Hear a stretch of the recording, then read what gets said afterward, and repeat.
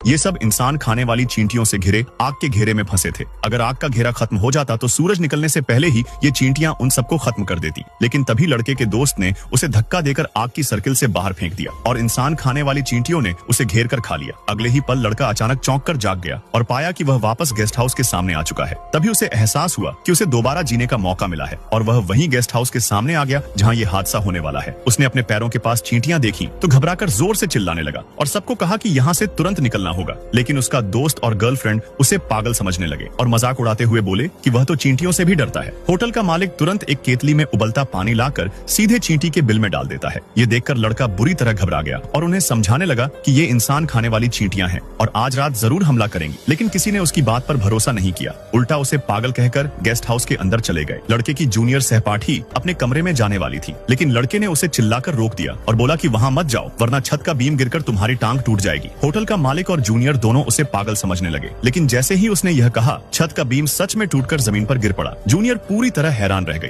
अगर लड़के ने उसे रोका ना होता तो वह जरूर घायल हो जाती। अब वह लड़के की बात मान गई और उसका साथ देने लगी। शाम ढलने में ज्यादा समय नहीं था, इसलिए लड़के ने तैयारी शुरू कर दी। वो और जूनियर सबको बचाने का सामान लेने के लिए बाहर गए, जबकि बाकी लोग यहीं बैठकर गपशप करने लगे। इसी दौरान लड़का और जूनियर सामान लेकर लौटे तो उस धोखेबाज जोड़े ने उसका मजाक उड़ाया। अच्छे कमरे पहले ही बन चुके थे तो लड़के को एक पुराना गंदा कमरा मिला, लेकिन वहाँ बड़े बड़े गैलन में सिरका रखा हुआ था। लड़का गंदा कमरा देखकर भी खुश हुआ, क्योंकि इंसान खाने वाली चींटियां सिरके से सबसे ज्यादा डरती हैं। उसने लकड़ी के तख्तों से कमरे को मजबूत किया और जूनियर को भी एक बोतल सिरका बचाव के लिए दे दी। रात होने पर उसका दोस्त और उसकी गर्लफ्रेंड आंगन में खुलकर इश्क फरमा रहे थे। तभी एक बड़ी सी चींटी गर्लफ्रेंड की टांग पर चढ़ गई। दोस्त ने इससे कुचलकर मार डाला। लड़के ने यह देखा तो तुरंत बाहर आकर बोला कि यह इंसान खाने वाली चींटियों का जासूस था और इसके मरने के बाद निकलने वाली गंध पूरी कॉलोनी को यहाँ खींच लाएगी। लेकिन उन दोनों को यकीन नहीं हुआ और उल्टा लड़के को पागल और कायर कहा। गर्लफ्रेंड और दोस्त की यह बेहुदा बातें सुनकर लड़का गुस्से से सीधे दोस्त के चेहरे पर मुक्का मार देता है। दोनों में मारपीट शुरू हो गई।